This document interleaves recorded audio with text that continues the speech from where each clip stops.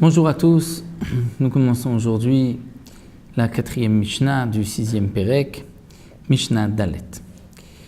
La Mishnah nous enseigne le cas de celui à Socher et Tapara qui a loué une vache. Pourquoi? Quelle était son utilisation de cette vache? La Charosh Bahar. Il voulait utiliser cette vache pour labourer son champ dans la montagne. Vecharash Babika. Et ensuite, il n'a pas fait ce qu'il avait prévu au départ, mais il a été labouré dans une plaine. Donc au propriétaire de la vache, il lui a dit: je t'emprunte, je te loue cette vache pour pouvoir labourer dans la montagne. Et il a été labouré dans la Bika, dans la plaine. Et comme dit le Barthénoa, il a aussi pris avec lui, pas seulement la vache, mais la charrue, et même les jeunes qui marchaient derrière la bête, c'est-à-dire qui aller labourer le champ. Donc il a loué la vache, plutôt les services de la vache, c'est-à-dire la charrue, les ouvriers qui vont lui permettre de labourer le champ. Si im nishbar a kankan, kankan c'est le pieu sur lequel est attaché ou fixé le fer de la charrue, s'il s'est brisé, s'il s'est cassé, patour. Celui qui a loué la vache est patour, n'a pas besoin de payer, de rembourser. Pourquoi? Étant donné qu'il est évident que dans la montagne, il y a plus de chances que le cancan, que ce pieu se casse, que dans la plaine.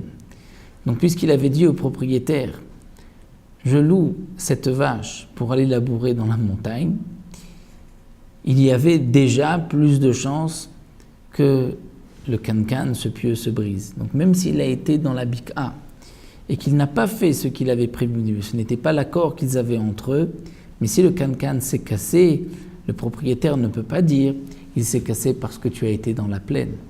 C'est sûr qu'à plus forte raison, si j'avais été dans la montagne, que le pieu se serait cassé.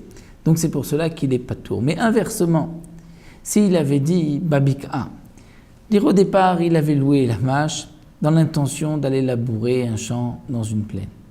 Vecharash Bahar, et il a été labouré un champ, un terrain qu'il avait sur la montagne. Là, c'est le kankan, imnishbaran, kankan chayav, puisque le propriétaire lui dira: pourquoi la charrue s'est cassée? C'est parce que tu es monté sur la montagne. Dans la montagne, la terre est plus dure, il y a plus de roches, et donc c'est normal que le kankan s'est cassé. Tu es responsable puisque tu ne m'as pas... Au départ, tu n'avais pas prévu d'aller dans la montagne, tu m'avais prévu d'aller dans la Bika.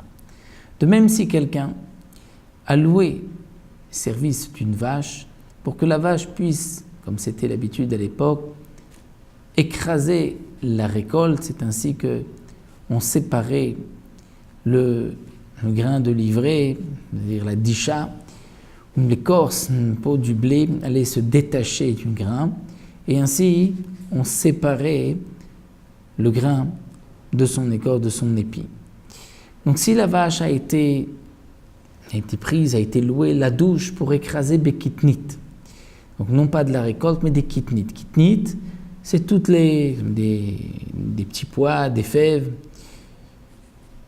C'est rond, et c'est vrai que la vache peut plus facilement glisser.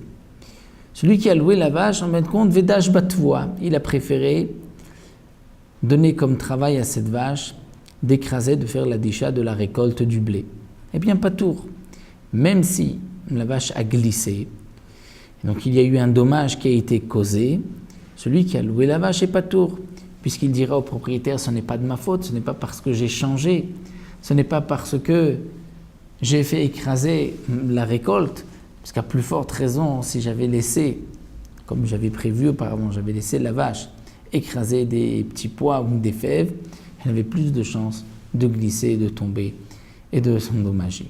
Donc c'est pour cela qu'il est patour. Mais inversement, la douche battevoa, s'il avait dit au propriétaire: je prends la bête pour écraser du blé, vedash bekitnit, et il a préféré écraser les petits pois des fèves, l'haricot, chayav, il est chayav. Pourquoi? Parce que les knit glissent, c'est rond, ça fait glisser la bête, et donc la bête, on considère qu'elle a été endommagée parce qu'il y a eu ce changement qui n'avait pas été prévu auparavant. Donc c'est pour cela que le socher est responsable, il est chayav, il devra payer le dommage qu'il a causé. C'est pour donc la Mishnah Dalet, on poursuivra Bezrat Hashem une prochaine fois avec la Mishnah. À bientôt.